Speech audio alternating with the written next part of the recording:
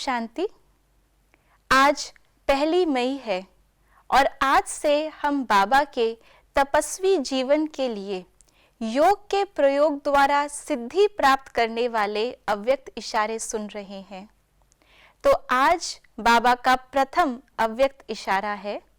जैसे साइंस प्रयोग में आती है तो समझते हैं कि साइंस अच्छा काम करती है, ऐसे साइलेंस की शक्ति का प्रयोग करो।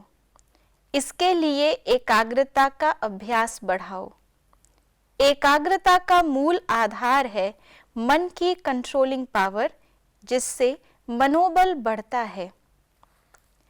आज हम सभी इस संसार में साइंस के प्रयोग को, साइंस की कमाल को देख रहे हैं। सुबह उठते से रात के सोने तक साइंस के अलग अलग यंत्रों को हम प्रयोग में लाते हैं, लेकिन ये साइंस के यंत्र केवल हमारी स्थूल कर्मेंद्रियों पर आधारित है।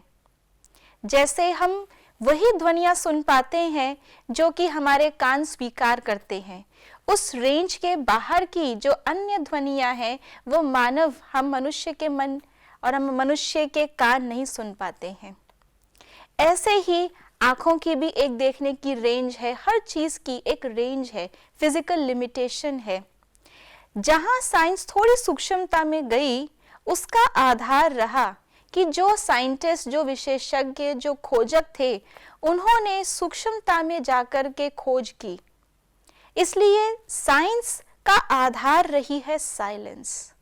हर एक साइंटिस्ट ने साइलेंस का प्रयोग करके, एकांत का प्रयोग करके, एकाग्रता की शक्ति का प्रयोग करके कोई ना कोई नई खोज निकाली है, जो आज हम सभी उसका लाभ ले पा रहे हैं।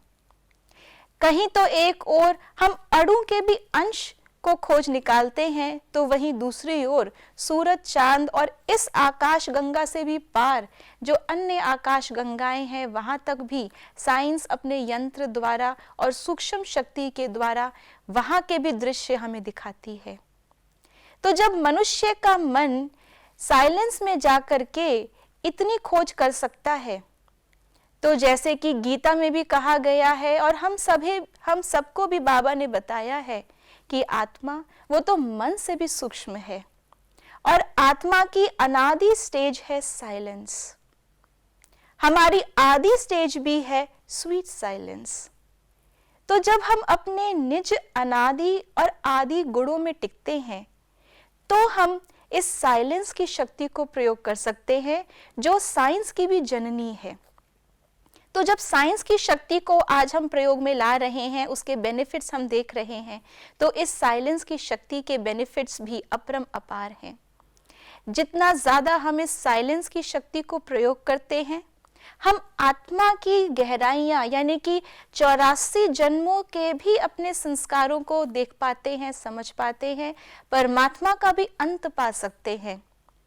इतनी गहराई, इतनी सूक्ष्मता में जाने के लिए हमें साइलेंस, जो कि हमारे मनोबल को बढ़ाती है, उसके लिए हमें एकाग्रता का अभ्यास करना है। क्योंकि साइलेंस का अर्थ केवल चुप रहना नहीं, केवल मौन में रहना नहीं, लेकिन अपने मन के विचारों को भी साइलेंस कर देना। अर्थात ये नहीं कि मन में विचार ही ना आए, लेकिन जो विचार, जैसा विचार, जितने समय के लिए हम चाहें उतने समय तक हम उस विचार में, उस संकल्प में टिक सके। और इस एक संकल्प में टिकना, उसको स्वरूप बनाना, उसको मन का आधार बना लेना, यही मनोबल बन जाता है। तो आज सारे दिन में हम इस एकाग्रता की शक्ति और मनोबल के आधार पर इस साइलेंस की शक्ति का प्रयोग करेंगे। ओम शांति।